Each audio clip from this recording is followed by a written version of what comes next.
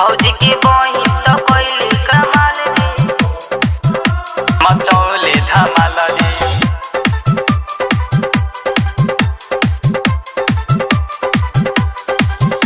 मचौले धमाल रे।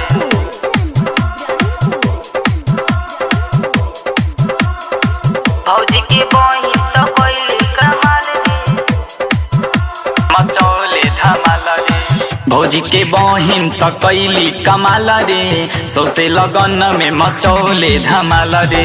भौजी के बहिन त कैली कमाल रे, सौसे लगन में मचौले धमाल रे। सोचे के बात रहे सुन यारावा, सोचे के बात रहे सुन यारावा, साली त बाड़ी ऑर्केस्ट्रा के माल रे।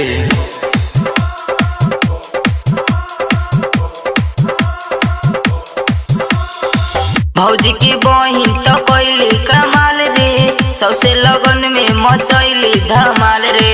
भौजी के बहिन तो कइले कमाल रे, सौसे लगन में मचैली धमाल रे। सोचे के बात रहे सुन यारावा, सोचे के बात रहे सुन यारावा, साली तो बाड़ी ऑर्केस्ट्रा के माल रे।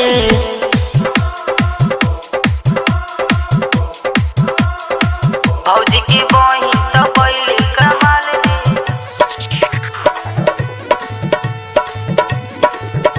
मचौले धमाल रे।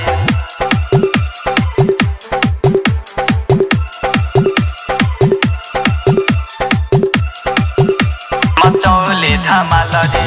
भौजी के बहिन तो कइले कमाल रे, मचौले धमाल रे। पातरे कमरिया बाटे सीना बाटे चाकर हो, डीजे पर डांस करेले बड़ी धाकर हो। नैन नसीला होठा ब्यूटी के फूल हो, बारी बारी मजा भाई ले ले रही फूल हो, ले ले रही फूल हो, ले ले रही फूल हो। जिला सिवान में भइले बबाला रे, भैया के साली तो कैले धमाल रे।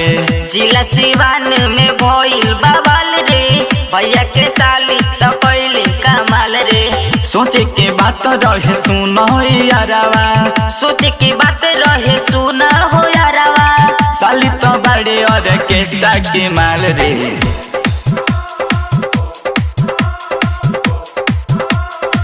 भौजी के बहिन तो कइले कमाल रे,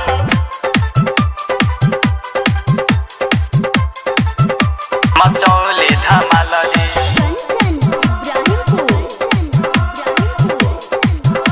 मचौले धमाल रे। भौजी के बहिन तो कइले कमाल रे, मचौले धमाल रे। भारी ऑर्केस्ट्रा में भइल एकर नाम रे, विकास राजा के कैले बदनाम रे। राइटर रोहित कही राजा नहीं छोड़ी हो, शिव मन मोही जीता ताकि ओकर ढोड़ी हो, ताकि ओकर ढोड़ी हो, ताकि ओकर ढोड़ी हो। एकर जवानी उम्र 16 साल रे, छुए द आपन तू गोरे गोरे गाल रे। एकर जवानी उम्र 16 साल रे, छुए दयापन तू गोरे गोरे गाल रे। सोचे के बात रहे सुन यारावा, सोचे के बात रहे सुन हो यारावा, साली तो बड़ी ऑर्केस्ट्रा के माल रे।